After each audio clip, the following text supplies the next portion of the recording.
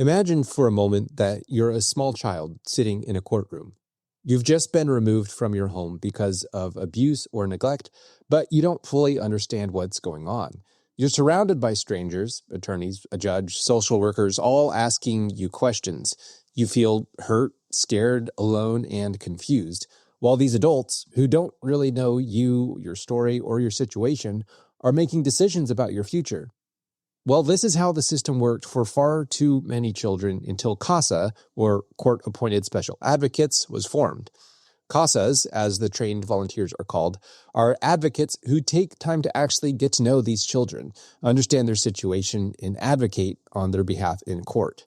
In this episode, I'm joined by Sarah Johnson, Executive Director of Yamhill County CASA.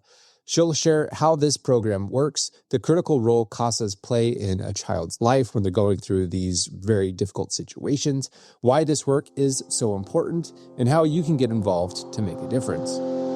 Hi, I'm Danielle Roberts, host of the Giving Town podcast, where we share stories about the people and organizations that make Newburgh so great. This podcast is brought to you by my real estate team, the Joyful Roberts Group, where we help your family make the right move. We love serving this town and our amazing clients, and would be happy to assist you with buying or selling a home anywhere around the greater Newburgh area. If you're interested, you can learn more about us at thejoyfulrobertsgroup.com. Well, thanks for tuning in to this episode, and I hope you enjoy this conversation with Sarah Johnson about CASA. Well, Sarah, thanks for joining me today on the Giving Town podcast. I look forward to talking with you and learning more about Yamhill County CASA and sharing that with our community and listeners. Thank you so much for having me. I'm honored to be here. So I know actually mostly Jim Parker, and he gets the credit for this. He kept saying, hey, you need to interview Sarah. I'm like, yes, I actually really want to. So Jim Parker through Chamber of Commerce, that's kind of how I first learned about you. But I think there's a lot of people who don't know what CASA is in general, in Yamhill County, obviously, in particular. So can you share a little bit about what is CASA, what does it stand for, and what's the role of the organization? Absolutely. So CASA stands for Court-Appointed Special Advocate. So in Yamhill County CASA, our volunteers go through some pretty rigorous training and then are appointed by a judge in cases of child abuse and neglect. And then they work one-on-one with the child as they kind of make their way through the legal system. And we serve all of Yamhill County. There's actually, Oregon is one of the few states that has CASA programs in every county. So, and there are a couple programs that cover more than one county. So there's 20 programs in Oregon, and we're fortunate to be one of the top among those. So that's kind of the technical description, right? Mm-hmm. From a real standpoint. So normally what's happening is there's, like you said, there's a case of neglect or abuse. Now, normally, like tell us from the standpoint of a story of what's happening in these situations. Like, what is a kid going through? And then what's the role that CASA is actually taking here? Like for our listeners, okay, Court-Appointed Special Advocates, mm-hmm. It can be hard to really put two and two together of what's actually happening. If Absolutely. That makes sense. So we are coming into these families' lives the day after the worst day of their lives as a family. I like to say that our advocates are a bright, consistent light in the aftermath of child abuse. So for whatever reason, the supports in our community didn't prevent this child from being hurt or neglected. DHS does their investigation and determines that, yes, in fact, this child is unsafe. They bring the case in front of a judge, and then the judge decides, yes, in fact, we need to step in and intervene in this family. And that's when CASA gets involved. We're appointed kind of day one with the court, and the volunteer gets to know the family, gets to know the child, every adult that helps shape the child's life, they get to know. And then they identify barriers to reunifying a family, specific needs that the child might have, and then they go back and basically tell the judge what they see is going on. Most people are familiar with the foster care system, and they think of And before I'd heard of CASA, I kind of thought the same thing, like, okay, something happens and then a child is placed in foster care without really any thought of the need for an actual advocate for the child. So how do those two work together? Because this, from what it sounds like, this could be happening at essentially the same time, right? They're getting placed in foster care while a court-appointed special advocate is now coming into the picture. Is that correct? That is right. They aren't necessarily going into foster care. Okay. Something that, as a whole in the child welfare system that we've been working on, is trying to keep families together whenever possible, when it's safely possible. So CASAs will come into the picture when the court gets involved. And if the child goes into foster care, we meet with the foster parents and get to know them. And CASAs are in a unique position, and that's kind of where that special piece is in court-appointed special advocate, is that we are actually a party to the case. So we're kind of on the same level as all of the attorneys in the courtroom, advocating for the child's best interest. What kind of holds us apart and makes us unique is, we are voluntary, so we're not paid to be there like everybody else in the courtroom. And we only take on one case at a time. And then we're also the only party in the courtroom that's advocating for the child's best interest. The child does have an attorney, but their attorney pretty much has to follow whatever the child's wishes are. Okay. So you might have a circumstance where a child, wants to return home, and we can see that there's still some barriers and safety concerns, and CASAs can step up and say that's not appropriate at this time. And so you're not always, like an attorney, you're not always advocating for what the actual child wants. So right. So that can create some tension, I imagine. It can. It's pretty unusual. Okay. We really, and of course we take what the child wants into consideration. Sure. But we are in that really unique position to be able to be kind of the voice of the community and kind of common sense and say, let's slow down and really take a look at what's happening here. So then taking a step back, so something happens, obviously that shouldn't happen one way or another. This is clarifying for me too, because I used to think, again, like, something happens and a kid's put in foster care. Like, hey, this isn't safe. But then I never really thought about, well, who's actually deciding that? I guess, like, I thought DHS decided. So really the first thing that happens is there's an advocate that's appointed for them, and they help decide should this child be put in foster care or not, or is it safe to go back home? Like, is that how that works? They offer, the CASA offers recommendations as to what they see as in the best interest after getting to know all of the players in what's happening.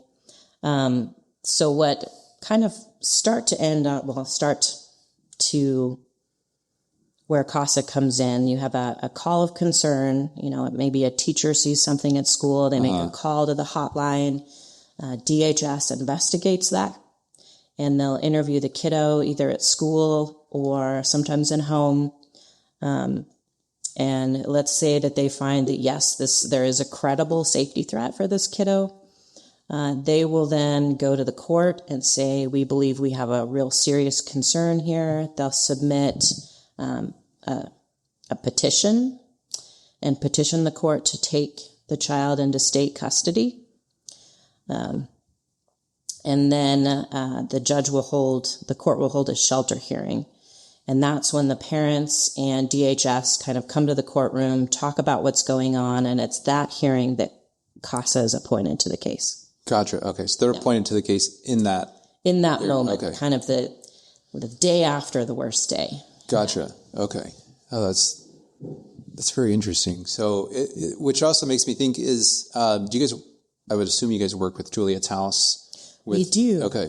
So how does that work? Because part of the thing with testimony is they have to you don't want the child having to relive the same, especially depending on what it is. Absolutely. Yeah. So is the ideal always to, like, hey, let's get recorded testimony in a safe place so that it can be reused, or? Yes. And I will say that when we have a case of child abuse, there's kind of two paths that happen at the same time. There's the criminal side, where parents might face criminal charges and end up in jail. And then there's the kind of civil dependency side. And the dependency side is where CASA gets involved. And that's more of, that's the foster care side. Children being taken out of their parents' home and put into foster care or into a relative's home. So it's those two, the criminal path and the dependency path. Juliet's house also kind of comes in that day after the worst day. And they do a really good job of interviewing children. And that interview can be used in both the criminal and in the dependency side of child abuse. And then their experts tend to go on and testify in the criminal side, not so much the dependency side. Okay. So before CASA, what happened? Like, how did things work before this to the point where someone said, hey, we need a different system where there can actually be advocates appointed for children. So I guess another way of asking that is, how did CASA get started? How did CASA start? Yeah, absolutely. So it started up in Seattle. Actually, a judge in King County was sitting in court, and he had a little 3-year-old girl that he was trying to decide whether or not this child should go home to her mom, even though he had some pretty strong concerns about physical abuse. And he looked around the courtroom and just didn't see anybody that he felt had the right answers or had the right information and evidence to help him make his decision. So he kind of created the CASA model. And when did you say this was? So that was, I believe it was 1977 is when that started. So about 50 years ago. Mm-hmm. Yep. So that pilot program, that CASA model, has spread throughout the country. Yamhill County CASA started in 1992 under Judge Collins. Okay. Yeah. And so from that point, what would happen in those cases? The judge has to just arbitrarily make the decision. Yeah. And at that point in time, children didn't have an attorney in the room either. It was just your DHS caseworker, their attorney, basically, who in Yamhill County is the AAG, the Assistant Attorney General, and then the parents' attorneys. So there really wasn't a solid voice speaking up for the child unless you had a child who could testify. Wow. Yeah, I can definitely see the need. It's, it's so funny, these things. Funny is not the right word, but it's so interesting that there's so many things that happen behind the scenes that, obviously no one likes to think about child abuse. It's a very heavy topic. It's a thing that's hard to even imagine or think about. In previous interviews with people like Shirley with Reach Northwest, with foster, there's a foster care system in general, and just anything to do with kids being hurt just, makes you sad and angry. But at the same time, there's things that it's the reality we live in.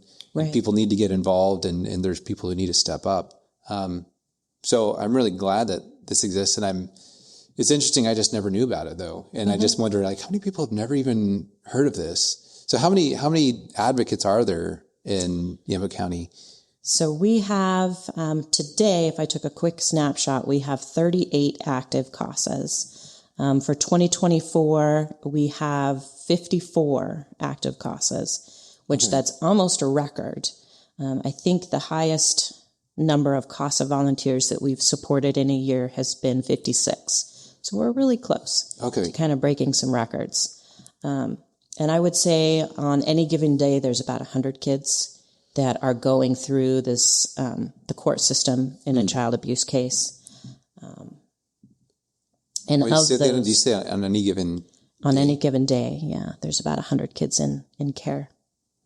So every day there's 100 new kids that are... No, total. Oh, okay. Total. I was like, oh my gosh, that is awful. Okay. Yeah. Which is not still awful, but better than every single day new ones. Right. Yeah, that's so there's a mismatch though there with the amount of Because you said every CASA only takes on one They do. child, right? So we have, and our program is a little different than other CASA programs around the state. We have a maximum of 3 children. As a CASA volunteer, you can serve 3 kids. So if you have a family come in that has 2 or 3 children in the family, one CASA will work with that whole family. Okay.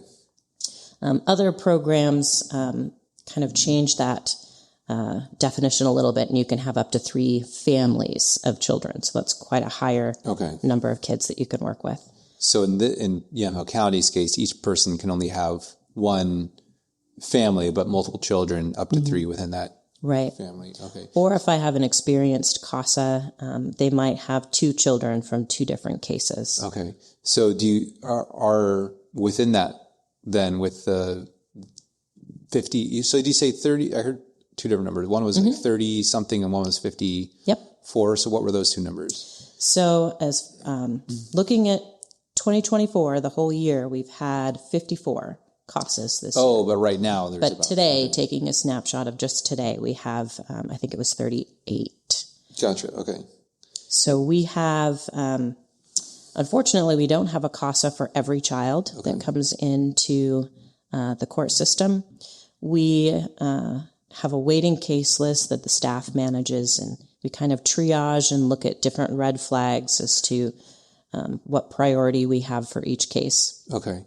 So is that based on essentially the severity and perhaps the capacity of the child to advocate for themselves? Yes. Okay. Yep. Facts of the case. We also take into consideration, which attorneys are appointed to the case, which caseworkers are on the case. If there's other just kind of unusual factors, if this is a family that's maybe moved around a lot and have had history in other areas of the state, that's kind of a red flag. There's lots of stuff that we try and focus on. So today, there are only 10 kids on our waiting case list, which that is the lowest number that I've seen since I've been with Yamhill County CASA, which feels really good. Yeah. And is that, I know in COVID we had a lot of numbers go down for being reported, which was mostly because things weren't getting reported. Right. And then there was kind of a surge, is my understanding, after restrictions were lifted. Are you seeing now that, is it because you have more CASAs, or do you feel like there's things that are going unreported so the kids just aren't entering the system? I think, we definitely have more CASAs. So our capacity has grown quite a bit over the last 4 years. I think during the peak of COVID, we were down to like 20 CASA volunteers. So we've more than doubled, which is amazing. As far as the number of open cases, I think there's a lot of factors that contribute to the numbers that we're seeing. There was a really crucial piece of legislation that passed called this the Families First Act. And that put a lot of focus and funding towards preserving families and preventing them from coming to a point where they needed state intervention. So there's been a lot of work upstream in prevention. There is still a fear that there's cases that we're seeing some underreporting and not timely intervention. So what is that what was the act against safe? Families First. Or Families First Act. I was thinking there's an acronym, not an acronym. Anyway, so with that act, what does that actually do on a tangible level? Because it makes me think of like a family place. Like their huge thing is intervention. Yes. So is that... So that provides a lot of funding for places like that. Okay. And also it gives DHS some more tools to work with. Okay. When they get that hotline call and they go out and meet with a family, they have a lot more services they can wrap around that family to help overcome whatever barriers they're experiencing that's leading to this abuse and neglect. When did that get enacted? I wasn't even familiar with that. I believe it was 2018. It's pretty recent. Okay. Well, still, I've been doing this podcast for not that long. So, no, that's really good to know because, for example, with the family place, just because they're kind of the most notable ones here in town, they talk about the major benefit of intervention before, it starts. Yep. The cost of someone going to prison versus someone getting some help is a huge thing. So that's, I'll have to look into that more. Yep. And research really shows that, growing up with your family, your biological family, children tend to have much better outcomes if we can keep families together in most cases. Yeah. I think one thing that I worry about from the CASA side, kind of that after the worst day place, is that when we see cases open, it feels like things are much more egregious. The kids have been in these situations much longer than I think they had been before. So from that standpoint, there is some concern that we're not intervening soon enough or often enough. Yeah. But on the flip side, we're doing a lot more to hold families together and to help overcome some of these pretty significant barriers that families are facing. It's always interesting to me. I just think of the people I knew growing up who, and as a kid, you don't realize the severity. Like your friend just offhandedly says, "Oh yeah, my dad beats me up." It's like, oh geez. As an adult, we can obviously see, as a dad myself, I can see the severity of that. But as a kid, you're just like, oh, well, your dad's a jerk. And you don't think about it. But it's interesting, like how surprisingly well, given the circumstances, at least some of those kids turned out to be versus like other kids who got tossed around this foster care system. Always felt like it's a hard call to make, but it's almost, it feels even weird saying it, but in some cases it's better for a child to grow up in a bad situation at home than a good situation in foster care, which seems like a terrible decision to have to make, right? And you can't really make that decision, I guess, but it's, I guess, the complexity of child development and family bonds. So I guess in those kind of situations, like when it comes to being a CASA and you're having to make these choices and these recommendations, how do they go about doing this? So I would say that in the last 10 years, foster care is kind of the mainstream public knows it, has improved significantly. There's much more training for foster parents. There's great supports, especially in our community, like Shirley at Reach Northwest. So we've really tried to, as a community, both, locally, statewide, nationwide, kind of change that kind of negativity and bad outcomes that happen in foster care. We really try and keep kids from bouncing around the system, and that's something that CASAs really help with. Okay. There is some research that indicates when kids have CASAs, they have less turmoil in care. They aren't bouncing around placements quite so much, and that they're spending less time in care, meaning they're being reunified with their family faster or going into guardianships or adoptions faster. Okay. And right now, it seems like you're always looking for more people to become CASAs. Is that right? Definitely. Okay. Yep. So what does it take to become a CASA? So really, there isn't much. There's not much requirements to be a CASA. You have to be 21 years old and have a background that's free of violent crime. And that's pretty much it. We have an initial training that we run that's 30 hours, and we break it up over about 5 weeks. And that kind of goes over the basics of the child welfare system and abuse. And it's really similar, actually, to the training that foster parents go through, too. Okay. Can someone be in the role of a foster parent and also be a CASA, or do they have to be mutually exclusive? Yeah, that would be a conflict. You could be a foster parent in a neighboring county, say like Polk County or Marion County, and then be a CASA here in Yamhill County. But there has been some appeals decisions, I think on the East Coast, where we had a case that the CASA was a foster parent and in the same social group as the foster parent in the case, and it got pretty complicated. Interesting. Okay. So you have to be one or the other, essentially. Yes. Yep. Okay. I have had a lot of people become CASAs first as a kind of introduction to child welfare system, those that are interested in becoming foster parents. And I think it's a great way to do it. You get to learn a lot about the system itself and how a case moves through the system, and the needs that these kids have. They have some pretty significant, individual, unique needs. Yeah. So once someone becomes a CASA, what does it look like? You get assigned a child. Like, what does that progression look like? How is their time spent? Definitely. So after that initial training to become a CASA, the volunteers are sworn in. So we do a ceremony with either Judge Kaufman Noble or Judge Chapman here in Yamhill County.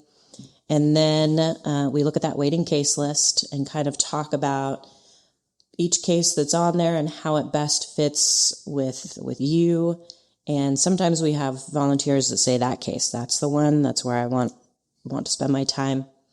So we'll assign that person to the case. We'll ask the judge to sign an order to officially make that CASA appointed.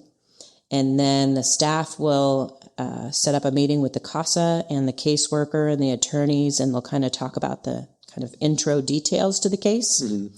And then they kind of go off and meet parents and interact with the foster family and meet the child.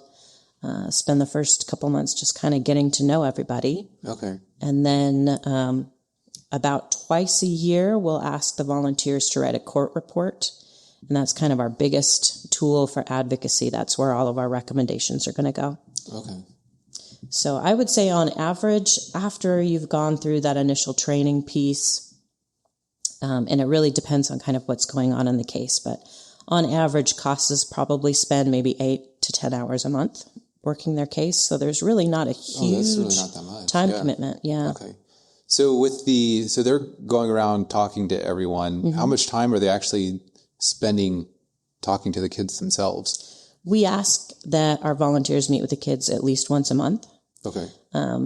I actually, outside of work, I'm a CASA volunteer too, so I have a case. So I meet with my kiddo about once a month, and we'll spend an hour to 2 hours just kind of talking through what's going on in their life and concerns that they may have, kind of putting eyes on their living situation, making sure things look safe.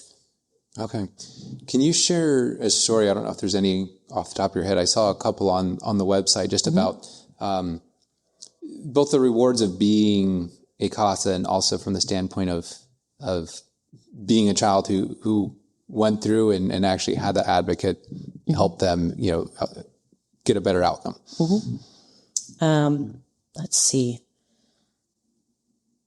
So I'll talk a little bit about my case. I can't go into too much detail, but this young person, unfortunately, has been in the system for quite a long time. It's one of the reasons I took her case. And we had a conversation recently where she explained that it felt like I was the only consistent adult in her life.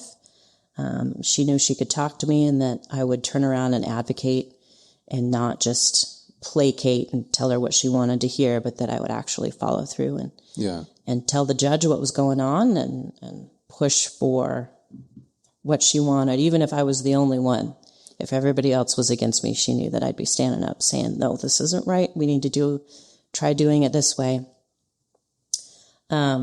We've had some other really great stories. We had a youth who came into care in their teenage years and hadn't had really any stability their entire life. They'd bounced around between 4 or 5 different states. Their CASA, they kind of instantly bonded. They had a really good connection. And the CASA was able to kind of work with the youth and her foster family. There was some turbulence when they first moved in about boundaries and rules, and the CASA was able to kind of come in and facilitate, what expectations on both sides, how to have a better relationship as foster parent and foster child. And then as that case evolved, the child ended up starting to skip school, unfortunately. So CASA was able to sit down and talk with kiddo and say, what's going on? Why you're doing so great? How come we're not going to class? And the youth felt comfortable enough to kind of explain that she was having trouble reading. So CASA was able to advocate for some educational testing, and it turned out that the child was dyslexic. So getting the right supports in place for that kiddo was super important, and CASA was able to kind of come through and make sure that happened. And that youth is actually now on track to graduate, and it's doing really good. Yeah. Oh, that's awesome. It's always nice to hear the stories of, how it actually, how it actually makes a difference. Obviously we know it's important, but it can be easy to, I guess, overlook the importance, if that makes sense. I guess the whole role of this podcast and what I would hope for people listening is, there's so many different types of ways to get involved, and whether that's, for families here in Newburgh or out in McMinnville, or I guess anywhere you are in Yamhill County, with finding the thing that you're passionate about. And if it's kids, maybe you're not ready for foster care, but, CASA could be becoming someone who's actually advocating for kids is kind of a good step, I guess, in that direction. So how can the community, so obviously one step is becoming a CASA, going through the training, but how else can people get involved? Absolutely. So following us on our socials, sharing about CASA, like you mentioned earlier, there's a lot of people out there that don't know what CASA is or what CASA does. So just talking about Yamhill County CASA, giving, of course. What's really, really exciting over the last couple years is that capacity that we're building. And we're hitting a point where our current budget isn't going to be able to keep pace with our capacity. So we're going to have to do a lot more fundraising. So giving is going to be huge. It seems like that's the common theme. Yep. Nonprofit world. Yes. Yeah. But I guess that's a good place to be in where you're growing. So does that look like adding personnel and that? Yep. Adding personnel.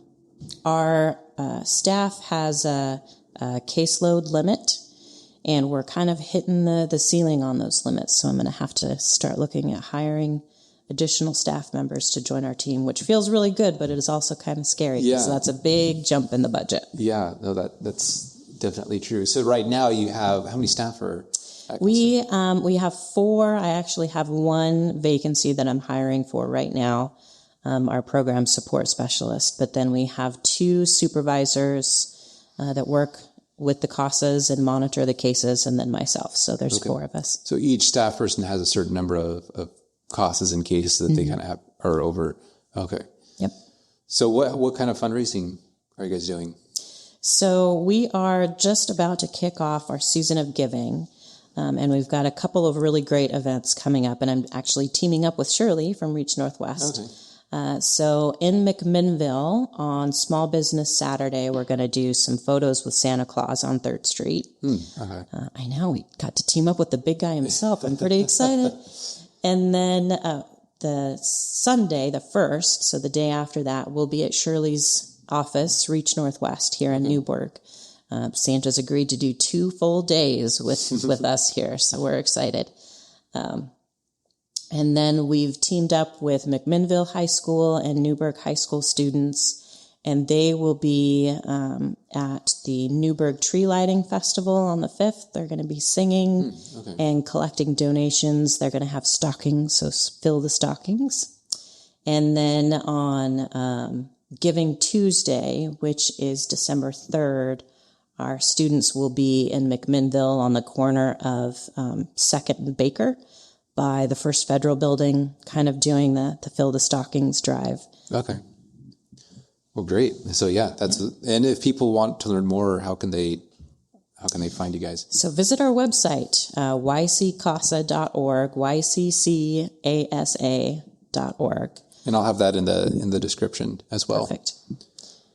Well, thank you, Sarah. It's great getting to hear more about what you do. Do you have, I don't know if you had any other closing remarks you'd like to make before the last question? I'm just incredibly excited to be a part of this community. I think we're all pretty fortunate to live where we live.